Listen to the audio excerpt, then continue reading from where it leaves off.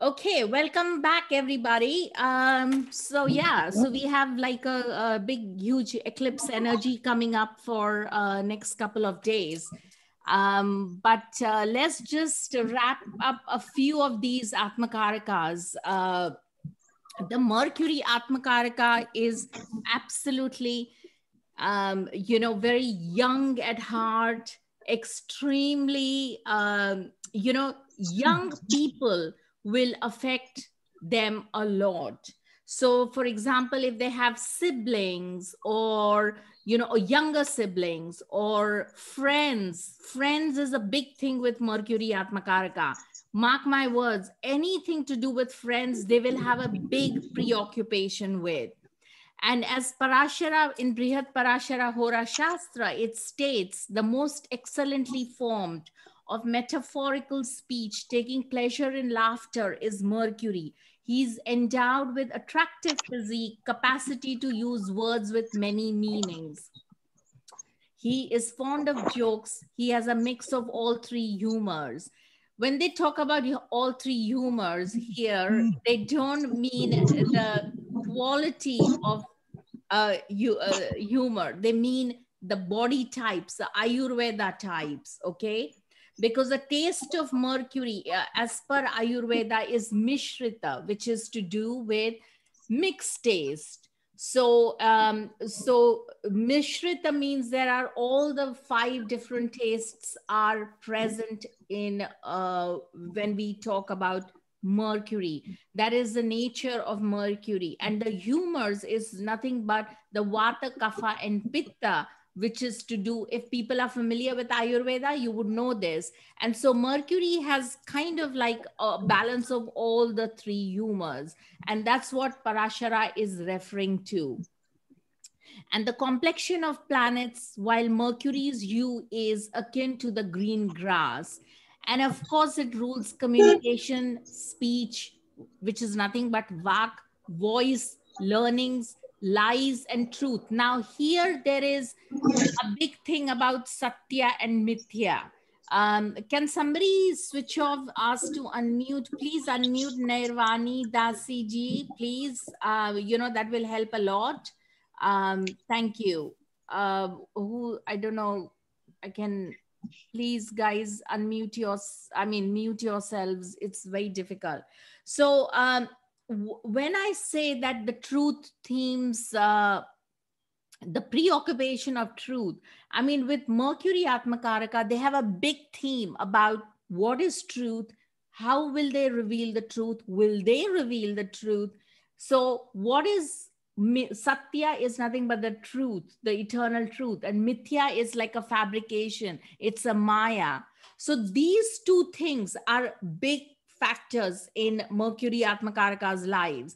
Often these people have to be speaking the truth, but again, they have a way of manipulating the truth. So they tend to initially, like when they are teenagers or when they are young, they will often have like this kind of, they will tweak the truth a little bit to their advantage, so anybody can construe it as a lie, but to them, the way they view it is it's kind of like tweaking the truth. So that is a very big thing in Mercury Atmakaraka's lives. And they are forever going to be learning, learning is their big thing in their life. And they are greatly influenced by young people. And of course, financial and Kuber, which is nothing but financial matters, are a big theme in their lives. Okay. So you need to really understand that. And of course, you have to also understand that the Mercury's houses is like the 3rd house, the Mithuna Bhava, in the natural Naisargika, and as well as the 6th one. Remember, the Karaka for the 6th house is multiple. Mercury, of course, is the natural ruler of one of the rulers for Virgo. So, of course, it will have an influence on the 6th house. Okay. So let's see. Let's do the chart of Meghan and Harry, the newborn. And I have classified it as under Mercury Atmakaraka because it is a Mercury Atmakaraka, if you can see. Can everybody see the chart here? Yes, we can. Yes, yes. Yeah. So what are your thoughts on this? You know, what houses does Mercury rule? What is this young child who's like born like a couple of days ago? You know, this is a spectacular chart, but remember, Mercury is retrograde. So what does that mean? Can someone help me out here? Sharat? Everybody is sleeping. Hi, Sona. Hello. Sorry, I'm actually driving, so Okay. I can't see the chart. That Mercury is retrograde, is it?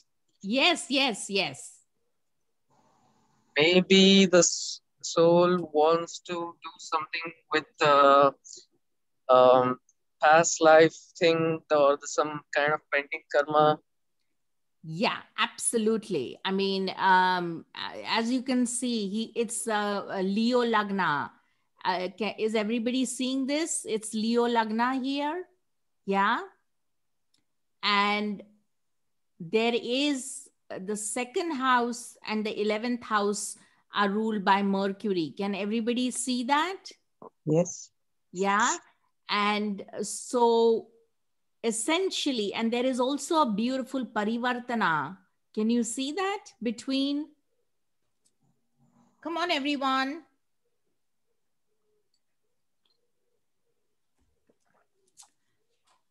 Can you see the parivartana between Venus and Mercury? Mercury, yes. Yeah. Venus and Mercury. Then Mercury being retrograde, you know, as it was said, you know, carries even a stronger desire because it's retrograde.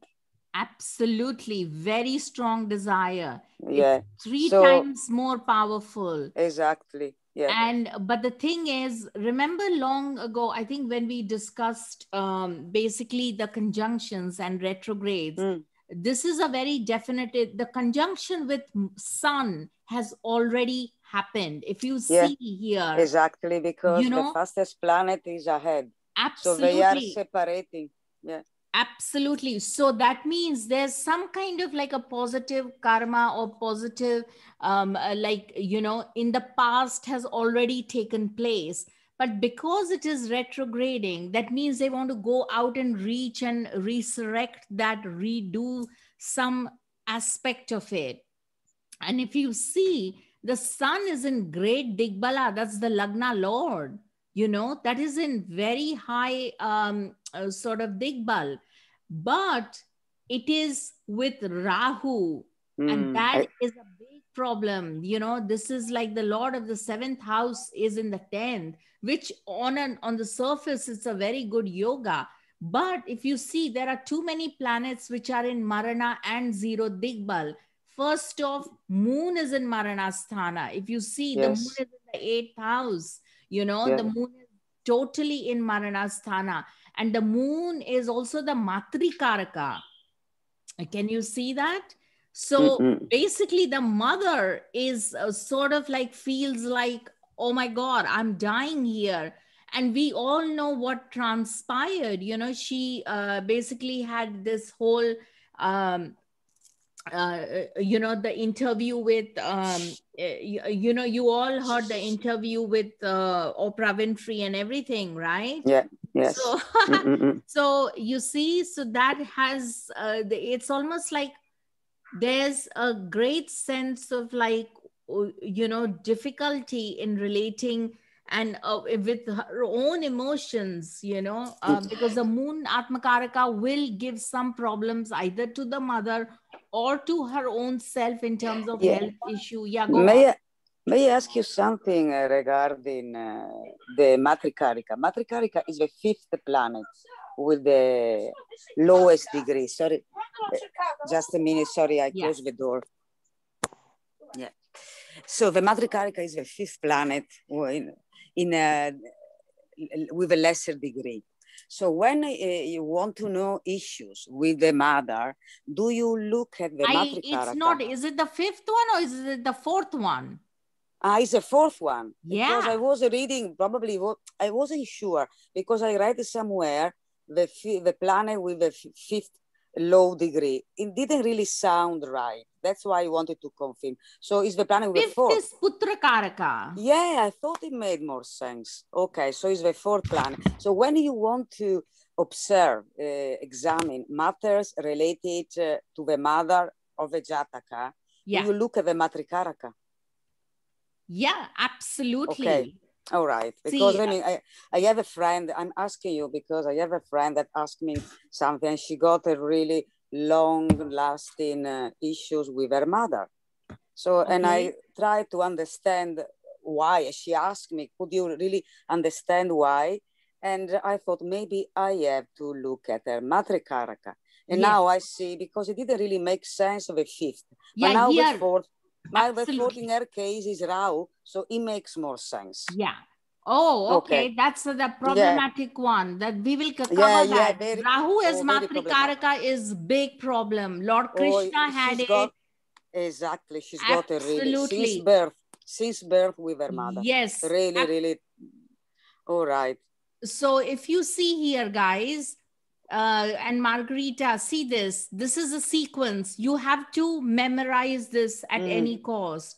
The highest degree is AK. The next in line is Ātmakāraka, which is a career significator and all that.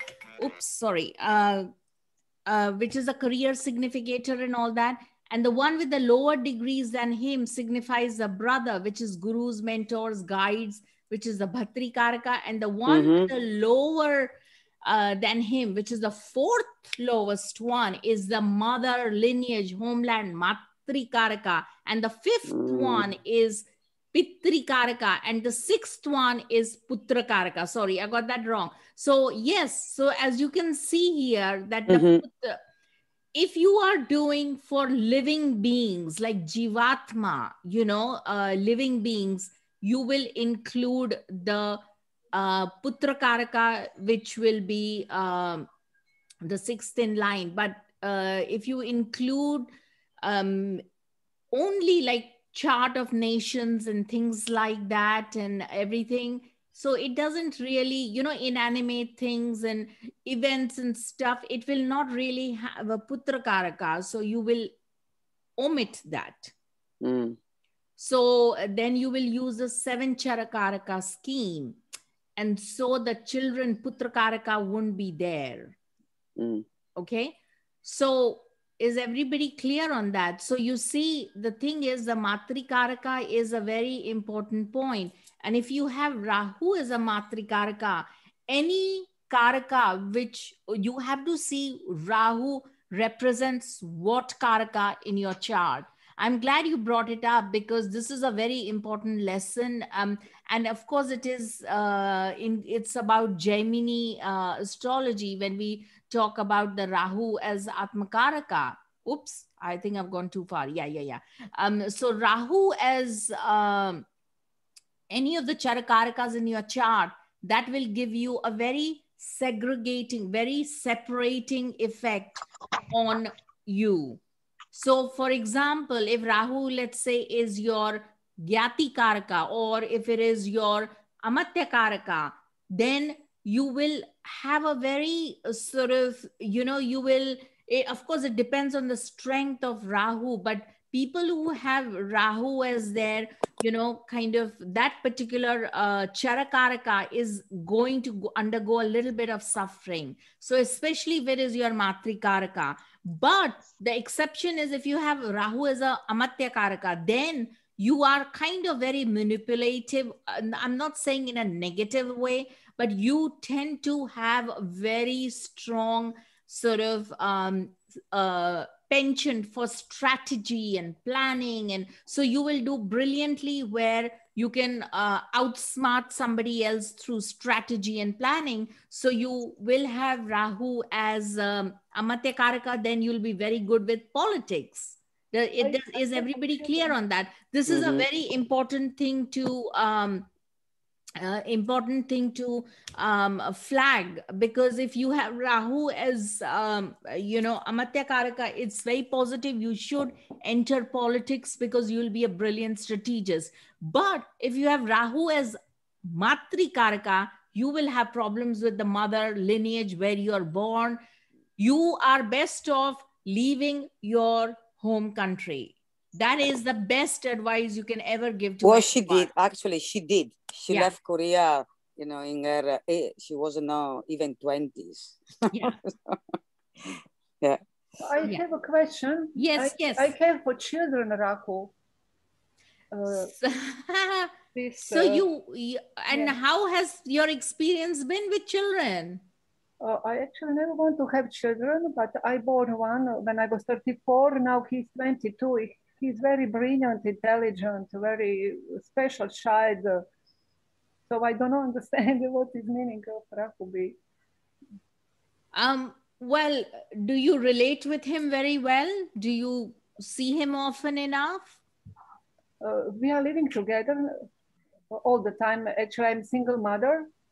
Yeah. But as he become more mature and mature, he's always dealing with me like he's my guru, He knows everything. He wants to teach me everything like that. Okay.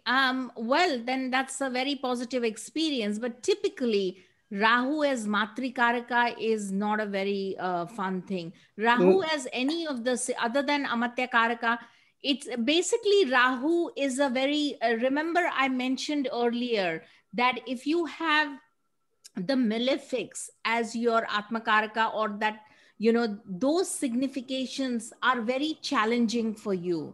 So if Rahu is your Atmakaraka, you are going to have that extra amount of suffering. You will go through the suffering, no matter what people say that, oh, it is, it's not true that some don't suffer. Malefics as Atmakaraka, you will go through certain amount of suffering, but you also have the ability to have that amount of spiritual goodwill or spiritual remit so that you can cross over. It'll a lot easier to cross over into more and more being spiritual and spirituality. That is the advantage of malefics having as Atmakaraka. So Rahu, if you have like Putrakaraka, there will be a little bit of suffering no matter what. Maybe not now, but maybe later, but it also depends on how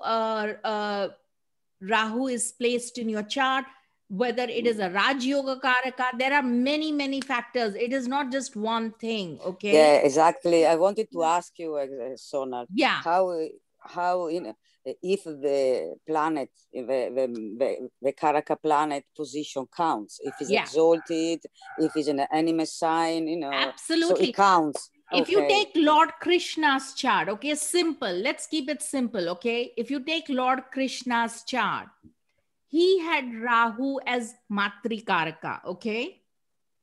And when he was born, there were enemies chasing him down. His Rahu was with Venus and Mars, a debilitated Mars in the sign of Cancer in the 3rd house. Taurus Lagna, moon in Taurus. Simple stuff. You don't have to go look much further. When you're in doubt, just look at the chart of avatars and you will start to get some kind of, leads on your own life and how to resolve the issues.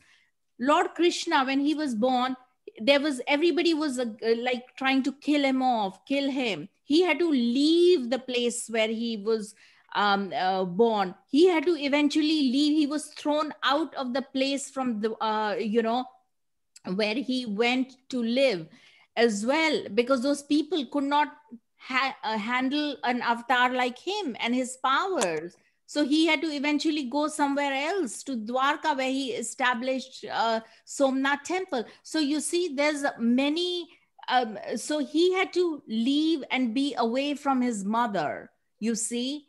And that was the best thing for him, because he did have Rahu in the 3rd house, which is the 3rd house, as we have already covered, is the house of bravery, where we are meant to fight where we will fight, because the natural karaka for the third house is Mars, you know, and Mars is the karaka for the third. So of course he had problems, you know. So what I'm trying to tell you is that Rahu as Matrikaraka is going to give problem. Rahu as any karaka will give you problem, but you have to also see what house it is in, you know. What like Lord Krishna, his uncle was ready to kill him, plot his murder and things like that. So you see, he had to literally leave the place where he was born, you know, many times.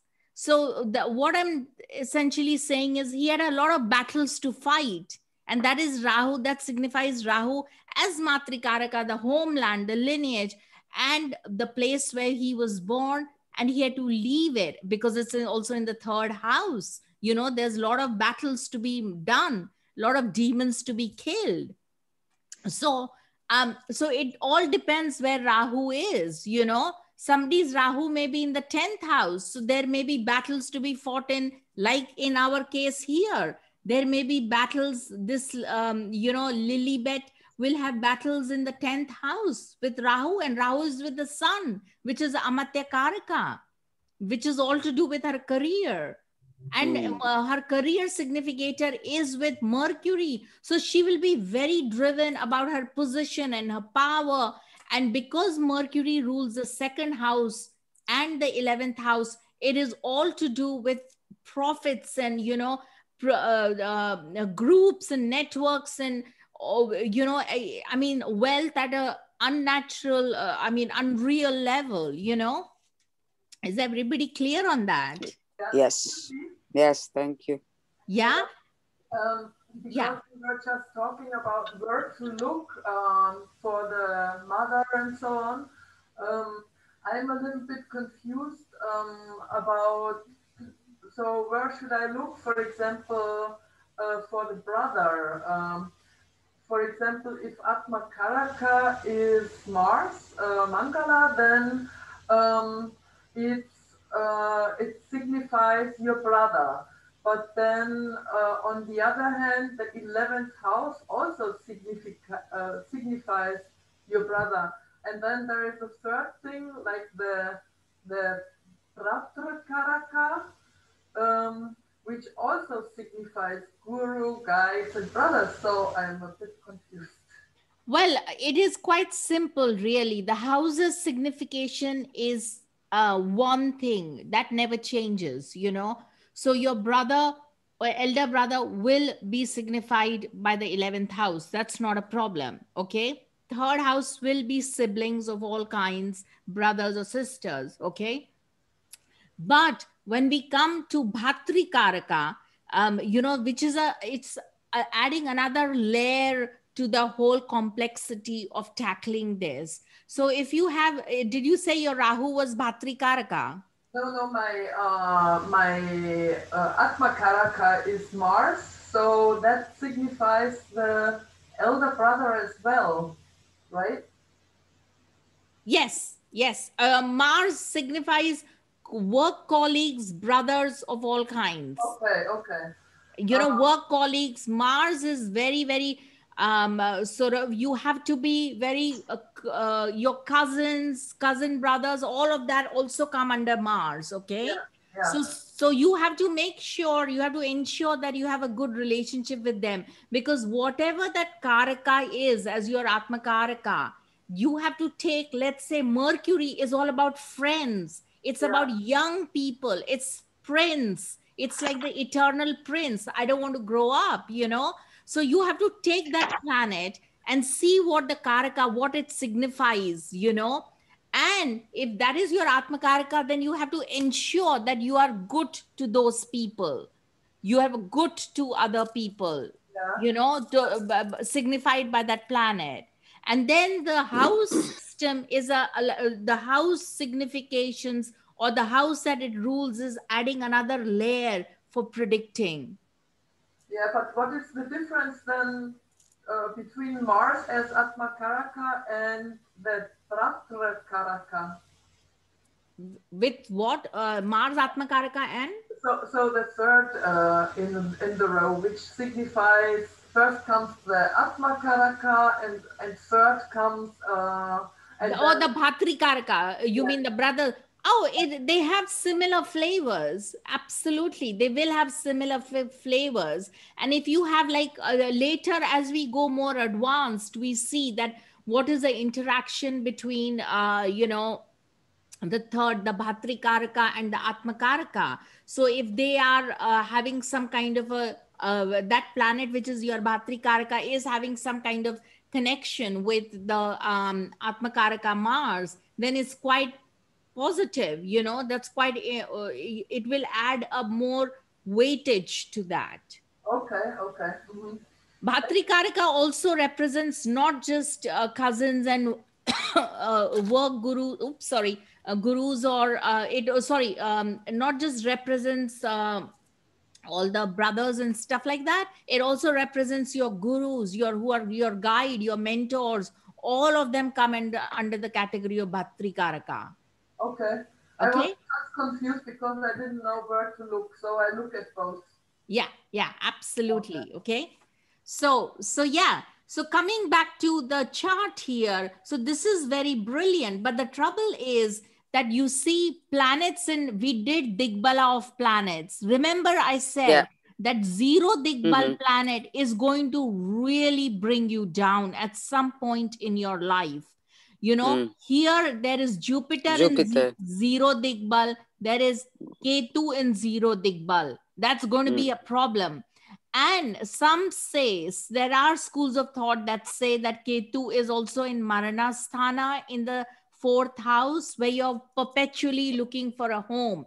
Ketu has no business being in the 4th house, because you see, 4th house is where we want security, where we want comfort, where we want steadiness. We don't want any planets in the 4th house, and we want the lord of the 4th house going into a positive house, because it is one of the first kendras, right? And it is our early childhood, our happiness from the mother. So, but if you have malefics there, it's a big problem. Yeah, go on, Margarita. Now, I'll just ask you, is not Ketu also significator of houses? Because, it's like land is more Mars, but like houses, I heard that is also Ketu. What do you mean houses? Houses, properties, like house, Yeah, like it will, yes, it will signify. So in the 4th house, because, the 4th house also relates to home, houses, kind of. So absolutely, So if the is not in a good place, means that is not really good, despite being the Karaka in his own house. Yeah, Ketu is not per se a Karaka of property. Mars is, see. Mars is, so no Ketu. Not really Ketu. All right. But here, in this instance, Ketu is very strong in its own sign in Scorpio. In Vrishchika, it is very strong. Okay. So there will be an alteration in that, but it's almost like she will have beautiful properties, lovely high-rise buildings, because Ketu represents high-rise buildings, right? But the trouble is, she's not going to feel at home anywhere. You see, that is often a problem with Ketu in 4th house. She's going to feel like there are so many houses, but no home. There's a big difference, you see. And the same, and Jupiter is also zero Digbal. That's a big problem. It's even though in Aquarius it's quite strong, but it is a problem being in the 7th house, because Jupiter should ideally be in Lagna. Mercury and Jupiter are Digbal in Lagna, so on the ascendant, but here it's a big problem here. So you see, so she will have a very complicated relationship regards properties and groups and networks, and there is going to be a sense of problem regarding all of that. But there is a lot of fortune too. The big fortune is the sun is at great Digbal. So the sun will probably bail her out, if she just focuses on her work, authentic work, then she will come out of these problems. And plus, there is a beautiful exchange between Venus and Mercury. Can everybody see that? Yes. So that makes Venus very, very strong, Mercury also very, very strong. So, Sonal, may I ask you something regarding the Jupiter in the seventh house? Okay, is in Marana Karaka because it's very, no, it's Jupiter very low is not in Jupiter is not in Ātmakāraka. Jupiter is in zero Digbala. No, it's a zero Digbala. Sorry. Is in a zero Digbala. Yeah. So, but it's still Jupiter. So would be still benefic for the seventh house matter or not? Oh yeah, absolutely. It will be benefic. But at least once, but at least but it will not. Yeah, but it will not be enough strong to protect the trine from it.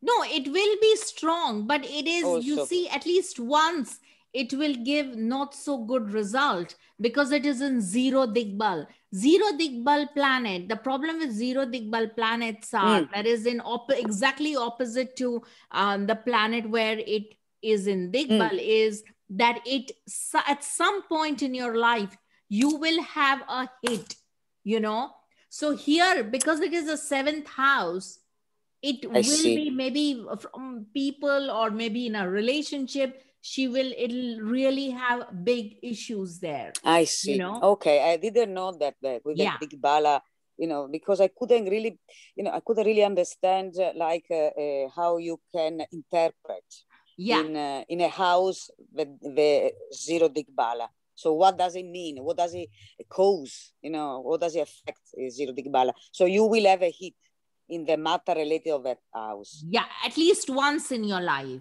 And maybe it's related to the dash of a planet. Absolutely. And if you see, and also guys, analyze a few more things, you see. That if you see that Mercury is actually quite burnt, there is a, technically it's not, there is no Graha Drishti from Saturn, but there is a Rashi Drishti from Saturn. There is a Rashi Drishti from Mars. So that Mercury is feeling a little bit like, a little bit of a curse, really. And the other thing is, notice the third house. Remember the crosses. If the third house is being aspected by Rahu, by the Rashi Drishti, it's being aspected by Mars, Graha Drishti, and it's aspected by Saturn, Graha Drishti. So that is a bit of a problem because in her mind, the third house is a house of promotions. It's also the house where we fight, where we, there is a house of bravery. It's also the subconscious mind. So she will have problems, a few problems arising there in that house, 100%. There may be a lot of fighting going on within herself, complications regarding how she should be, how she should appear to the world. And, all of that will be a big problem for her. There will be a lot of confusion regards those matters. Yeah. I have a question. Yeah. You said that because last time you also said that, but we were talking about the Navamsa, so I thought that's a different thing, but this time you were saying it about the D1 and you said ideally we don't want to have any planets in the fourth house, but the fourth house is the Indra, so I don't understand. The fourth house of Navamsha, we don't want ideally. But yes, you're right. We don't want even any planet in the fourth house. Really? And especially if it is a malefic, even in the Rashi chart, up till a point, we don't want any planet. you know, because then you're compelled. It works like a compulsion. If a man has got malefic in the 4th house, he 100% guaranteed he's going to go in for a woman with that strong energy, you know. So for example, a man has got Mars, let's say, in the 4th. He's going to go in for a very martial sort of a woman, maybe like a Aries rising, who'll fight, and, you know, you cannot avoid it. That's what in a man will look for in a woman, something very martial, you know. So you have to be very careful about the 4th house. And plus, Ketu is very strong Agni, very strong fire. It's like a beam of light, like a laser beam of sharp light. And the 4th house is the natural house of the moon. You know, it is a water house. It's one of the moksha houses. So you don't want so much of fire in the 4th house. Is everybody understanding that? Yep. So basically, benefics are good, but no benefics in the 4th house. Because think about which planets have Digbal in the 4th house. It is the moon and Venus that has Digbal in the 4th house. You see? Yeah. Yeah. So that is how you analyze. So there will be the good thing is that she does have a very nice Saturn in the 6th house. So she will be a little bit depressed as well. And she will act it out because the moon is in the 8th house in Maranasthana, aspected by Saturn. You know, that is a really ouch situation. Yeah. So do you see how this is kind of working? Yeah. So now, So, yeah. Can I ask a question? What about the relationship with the father? Because the father, it will be Mars, isn't it, in the 12th house? Like an absent father, a father that goes away, or how does it play out?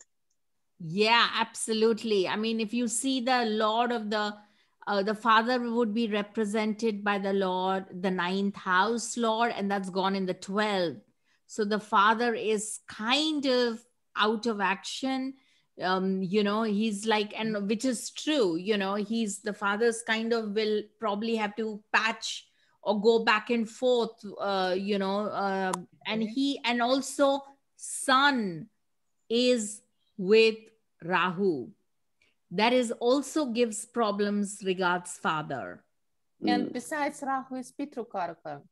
Exactly. And that too, very well spotted, Oksana. See? So, yeah, so it's not very clear in here. Yeah. So Rahu is a Pitrikaraka too. So that's another problem there, you know. And any conjunction with the luminaries with Rahu is a problem, especially the sun.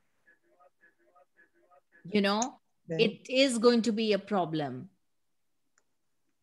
So basically, there is nothing left out, either by Graha Drishti or Rashi Drishti. The benefics are having a bit of a rough time there. The only thing I would say is a little bit better is the Venus, but then the Venus goes into a parivartana, but then we can't do a direct swap because Mercury is a Ātmakāraka. So it will be a sign swap. So Mercury, Sun, and Rahu become the Gemini, house of Gemini, and Venus will be Taurus. You see, because it is the Atmakaraka. You cannot just swap around planets like that if they are in Parivartana. So that is generally speaking, or just because the sun, just because Mercury is Atmakaraka, you cannot swap it. Yeah. Or because they are conjunct. No, because Mercury is Atmakaraka. Atmakaraka for that reason, okay, will not change. Yeah. I see. Yeah. And if you see her Atmakaraka in it's exalted. Can you see in Navamsha? Yeah. Wow, that is beautiful, isn't it? Can you see that? Yep. And is in the 5th house, actually. Yeah. So that is a definitive blessing. So you see the soul is at a very high level. So she will be able to overcome a lot of the negativity, a lot of the kind of the media nonsense and all that through her work, you know. So that, and money as well, and money, of course, and financial absolute. yes. Yeah, I think that is why she is. No, we don't have to forget this.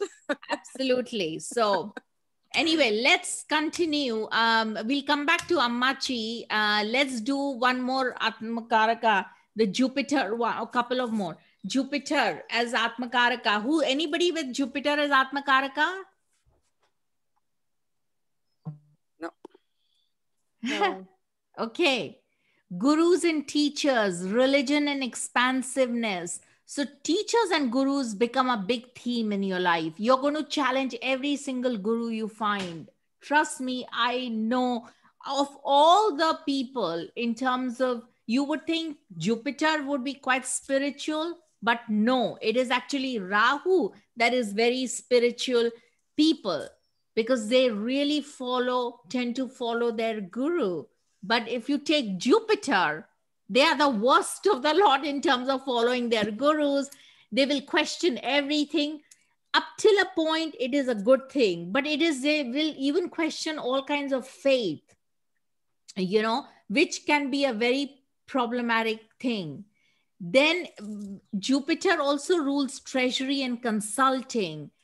And what Parashara has to say is that they are large-bodied, tawny-haired and eyed, of Kapha nature, intelligent and proficient in all Shastras. That is all kinds of Vedic knowledge. That's beautiful. So they will have a lot of knowledge. They're always their penchant would be to go towards learning and knowledge.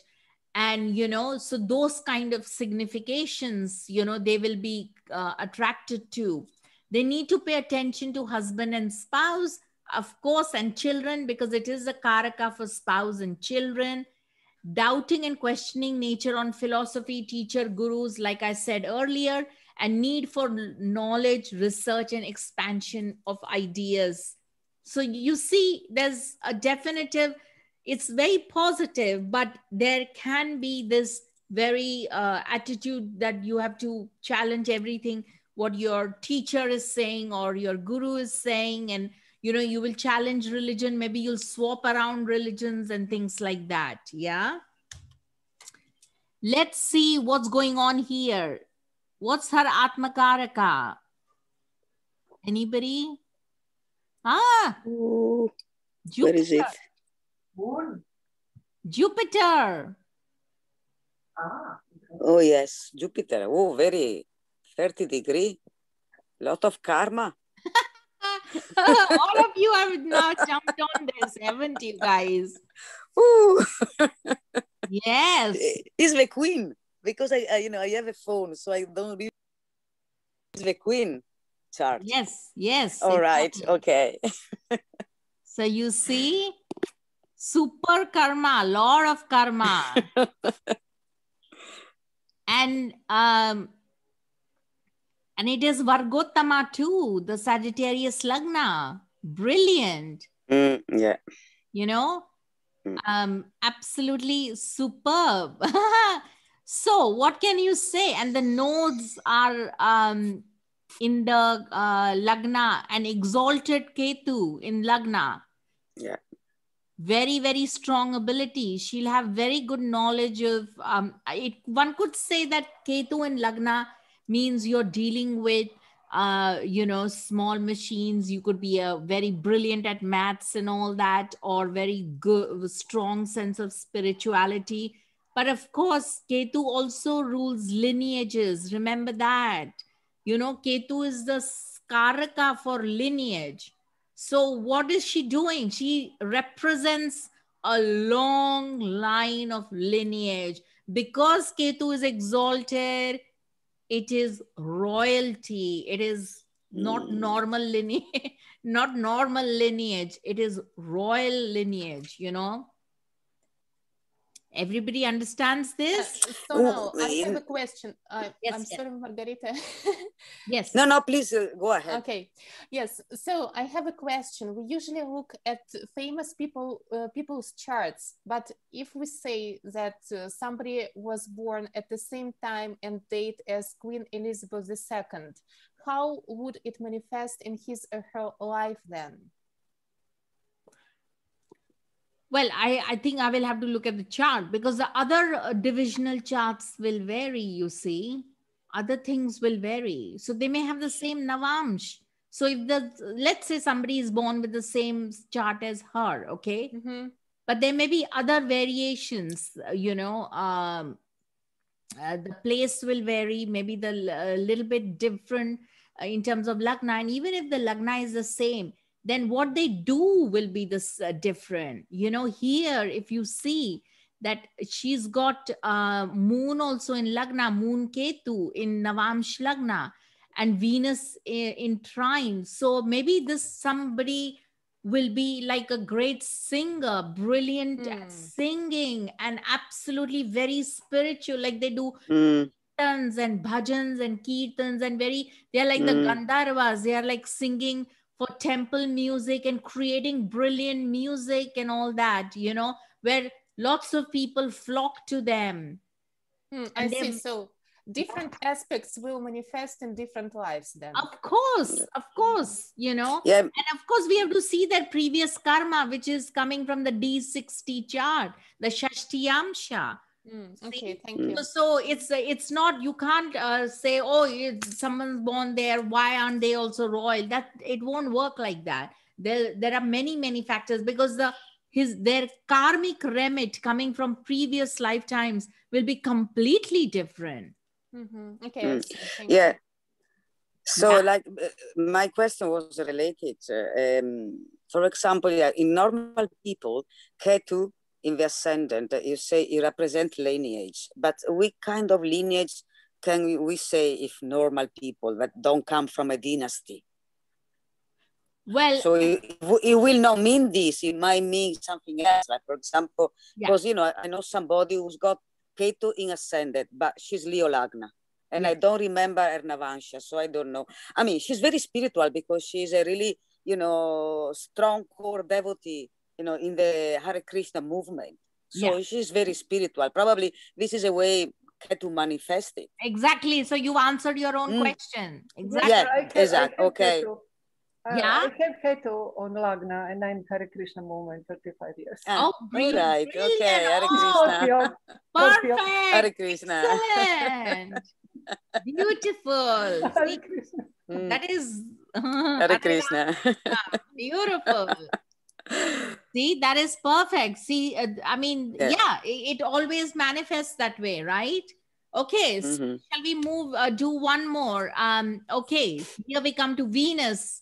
I think it's being hidden there. Consort of the deity for Venus Ātmakāraka is Sachi, the consort of Lord Indra. The complexion of planets, Venus is variegated, pleasing, lovely formed, splendid, beautiful eyed, poetical, abounding in kapha, vata, and curly haired. That's what BPHS has to say. Now, anyone with Venus as Atmakaraka, they will gravitate towards serial relationships. 100%. They will be from one to another. If the marriage doesn't last, then it'll be next and then the next, until they come to the realization that, hey, through suffering of some kind or some problems, they will suddenly wake up and say, right, I cannot keep doing that. And then they will probably swing to the other extreme, where they will be so focused on a particular thing, whether it's spiritual or whether it is, very strong sense of, tapas, that is very strong sense of discipline, very fierce sense of discipline, that then they will swing to the other extreme. And that is the reason why Venus is one of the key planets with Ketu and Saturn, Saturn to form a particular yoga. And we will come to the yogas later, right? But it's a fantastic yoga, Ketu, Shani, and Venus. It will give you a very, very strong sense of discipline, you know, very strong. Yeah. And these people also have the power of Mrityunjay mantra. That is, they have the ability to fight long and hard, you know, really fight. Remember, Mrityunjay mantra was given to Shiva, from Shiva to Shukracharya. And so these people, and Shukracharya is nothing but, you know, Parashuram avatar, and he was instrumental in, you know, like, that's why the Venus holds a very, the power to give life to someone, to take them out of the jaws of death. And so that is a very, very strong sense of Mrityunjay mantra, especially if you have Venus Vargottama, then you have the power of Mrityunjay with you. They're very strong fighters, you know. So don't underestimate Venus. You think Mars will fight? Mars Atmakaraka will not fight. They will move away. They will say, ahimsa is my path. You know, not himsa, ahimsa. And they will adopt the Gandhinian way and won't fight. They will lay down their, so the Mars Atmakaraka is laying down their tools and not fighting, while Venus is ready to jump in with her fighting. So you see the contrast, yeah? Yeah. So that is very, very, that is something you need to keep in mind, okay? Now, shall we do this, or shall we do another chart? I don't have Venus. I will have to have a look. Let's see what Mother Teresa has as her Atmakaraka. Oh, that's Rahu Atmakaraka. Okay, we will have to do this later, you know, because I am going to. Any questions? No, it's not from my side. Thank you. Okay. Let's see what his Atmakaraka is. Ah, it's Mercury. Is everybody familiar with him? Jean-Paul Sartre? Oh, yeah. Yeah. Okay. Yeah. Now look at his chart. This is similar to our little the chart that we just did of the Meghan's and Harry's Lilibet. See, there are similarities, right? You see that? Same Jupiter. Have I got it wrong? Oh no, I have got it wrong. No. Okay. I think I have. Let me do a new share, and let's go to my charts and see what Jean-Paul Sartre's chart is. Okay, one sec. I don't know if I have his chart. Okay, there we go. Jean-Paul Sartre. I think I got it wrong. Okay, there we go. Can everybody see this chart here? Yeah. Okay, there we go. So it's Venus Atmakaraka. It's Atmakaraka. Yeah, he had a lot of relationship. Yes, he did, didn't he? I think he was married, and yeah. But you see, can somebody tell me about his little bit about his? See, he's got this yoga too. Saturn, Ketu, and Venus. Very, very strong tapasya. Very strong discipline. When we come to yogas, we will definitely do many yogas, and this will be one of them. This is a superb yoga, yeah. Why do you mean yoga? Because I mean, Ketu and Saturn in the same house. It's because of aspect. Veda yoga. Yes. Okay. Venus is because. All right. So conjunction counts. Yeah. Okay. Ketu, sorry. Aspect. Sorry. Yeah. Aspect Ketu, counts as well. Yeah. Ketu. It's Saturn also has Graha Drishti on Venus. Oh, yeah, yeah, yeah. You know? Mm-hmm. Does anybody know about his life? Not particularly. No, I know this relationship with Simone de Beauvoir, that Yes. was an open relationship. So I assume Exactly. they had many partners. Exactly. So you said, Venus Ātmakāraka, they have, multiple relationship. But then, yeah, a little bit about his philosophy. So I was trying to understand where, what His was philosophy was to do with, I think, existentialism. Existentialism, exactly. So yeah, so as you see that his lagna is Scorpio and the moon is in great Digbal, but you see, remember what I told you about Saturn and Ketu, two malefics? Okay, they are in their own sign, but still it is difficult to have that. Also, I mean, the Ketu and Saturn conjunction is a quite strong one, especially to have in the fourth house.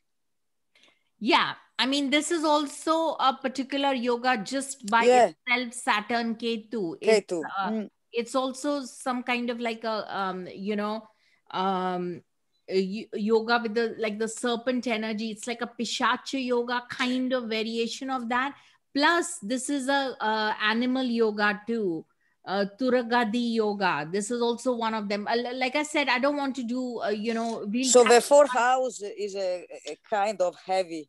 Is fourth exactly. house. And so no one woman is going to satisfy him. He will need many to, see the problem here with men having a packed you house.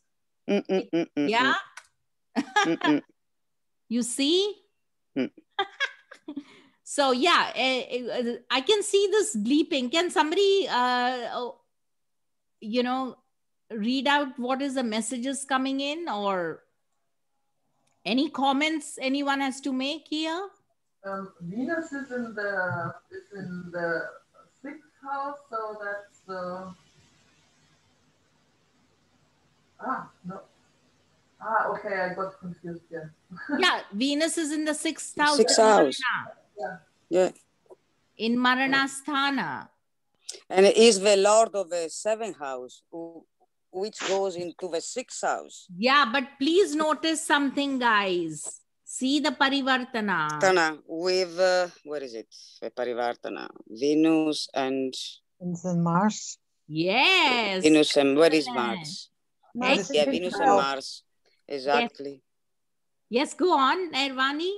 Mars is in 12th house in the Libra. Yeah, so it's Parivartana. Exactly. So you see, there's a big Parivartana. But then the planets won't swap. Yeah. Oh, yeah, exactly, because it's Atmakaraka. Yeah. So only the signs will move. So the Venus will behave as if it is in its own sign in Libra, and Mars will behave as if it is in Aries. But it will still have the flavor of the 12th house. So he probably never married. I don't think he never married. Did he, wasn't he with somebody else, and then who was kind of permanent in his life, and then Simone de Beauvoir he had like an open relationship with. There was a lot probably was Simone de Beauvoir that he stayed long. Yeah. Okay. Probably. His most well-known relationship is his partner. So probably that one was the long-standing relationship. All the other women floated around. Yeah, absolutely. So you see, and there's another problem here. I will give you a little thing. Jupiter is the Ātmakaraka, you see. And so Jupiter is the Ātmakaraka. Ātmakaraka is the spouse and financial significator. Now, when we talk about the spouse, this is a natural house, you see. The seventh house is actually the house of Venus. It's the house of Ātmakaraka. So when you have a significator in the house of the spouse, it's kind of smashes it. It Ah, destroys it.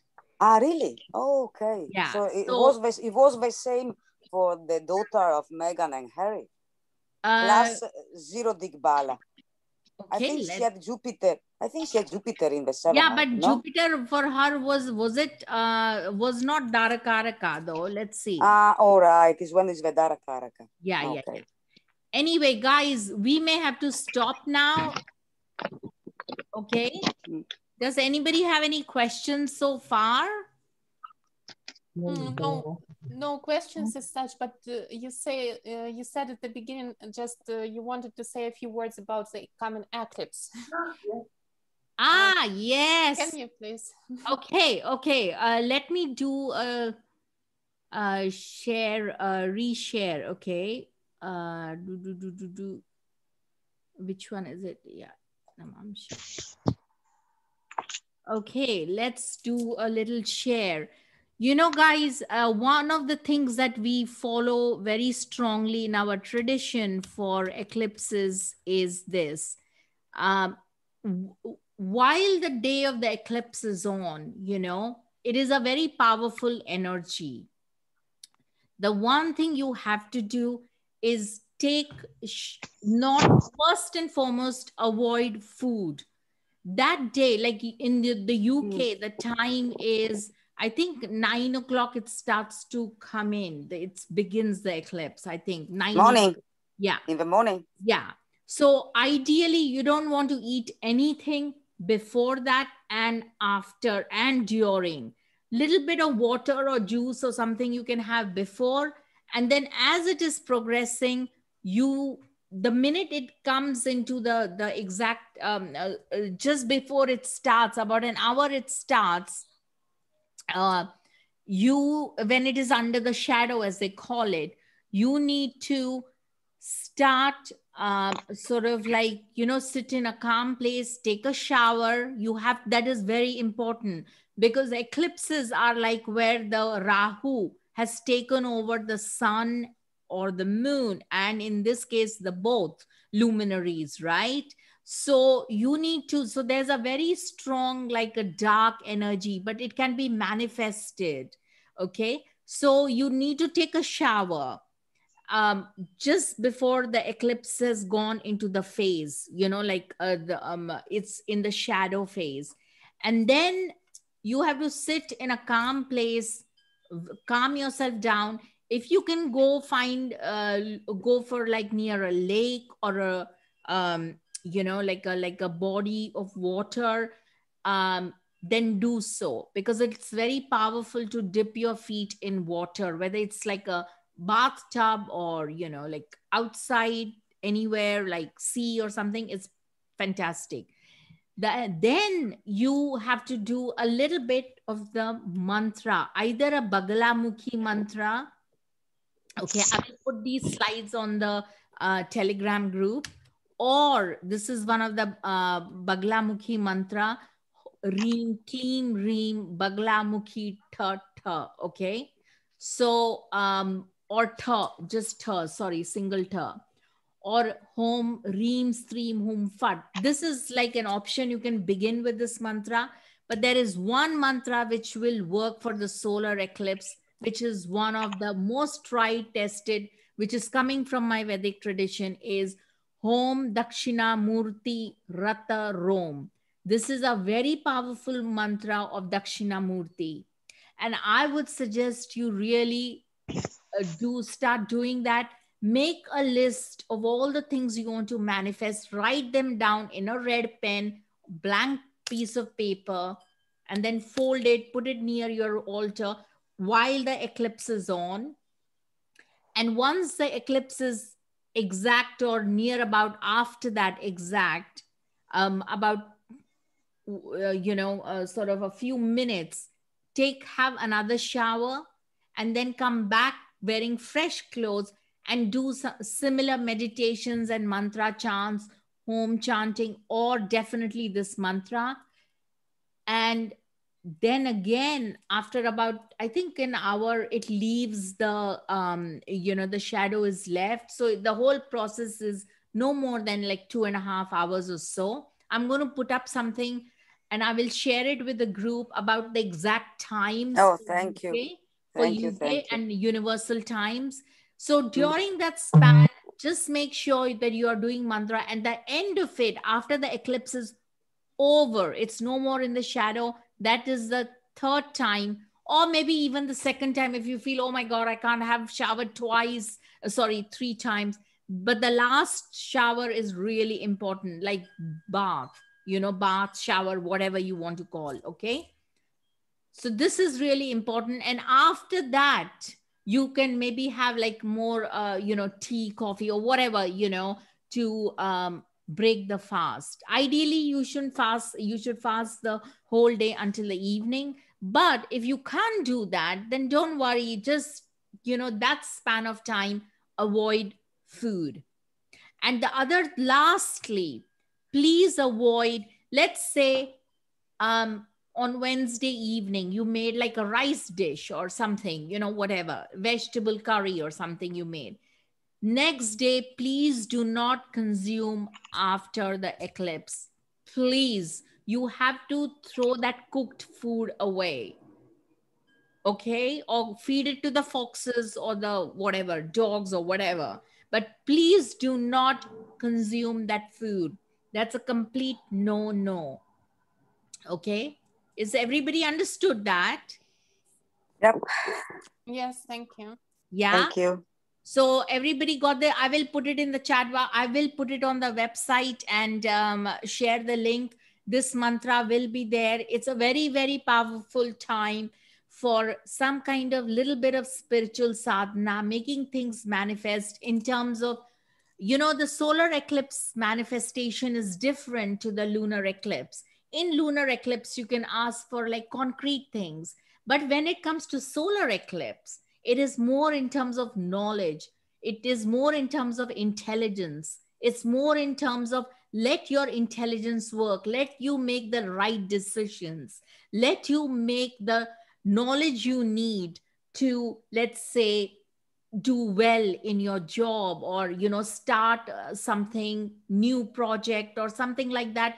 Let you know, Dakshinamurti give you that knowledge. So those are things you want to ask for in order to manifest. Is everybody clear on that? Yeah. Yeah. Okay. Thank you, Sona. Thank you. Yeah. Thank you very much. Yes. So see you later. Yeah. See you at the Nakshatras. Okay. Bye. And feel free to join. It's 8:30, isn't it? Yes. Okay. Thank you. Okay. Thank you. see Bye. Thank you. Bye. Bye. Bye. Bye-bye. Sonal, Yes. can you drink during 24 hours? Can you drink? You can drink water, you know, like water, but while the eclipse is like on, like that half an hour or something, I would not recommend you to drink even water. I mean, his eclipse lasts about 2 or 3 hours, doesn't it? Yes, but if you can avoid drinking something those 2 hours, that will be ideal. But that is ideal. But please, if you have an health issue, please do not feel free to drink water. Don't torture yourself, okay? So, but why would, so if you cook food the day before, you throw it away. Why is that? Why is that? Because it's contaminated by the eclipse energy or something? Absolutely. The eclipse energy is a very fierce energy. It's a very strong energy for manifestation. It's, you know, and it is like being under Amavasya. Is everybody familiar with Amavasya? Yeah. When the sun and the moon come together, the Rahu energy is very strong. It's very diabolical. If you notice, while the eclipse is on, everything becomes super silent, super quiet. Has everybody noticed that? You know, because it's like, remember in the Brihat Samhita, in all the Puranas, as we have learned earlier, you know, in the Vedic cosmology, when the sun and the moon, when Rahu takes over, he's basically gobbling up the luminaries. You know, he's eating them up, right? So of course, then you're like under total darkness. When the 2 luminaries, the sun is a luminary for the day, the moon is a luminary for the evening. When they disappear, then, you know, I mean, what is left? There is no light. You're shrouded under darkness. And hence, I'm saying that, you know, please, you have to make amends in terms of, you know, diet and restriction. And this is an excellent time for meditation and mantra sadhana and all that. And I've already given you the mantra. Is everything okay now? Clear? Yeah. Okay. Thank you, Ingrid, and see you at the Nakshatras thing. Okay. And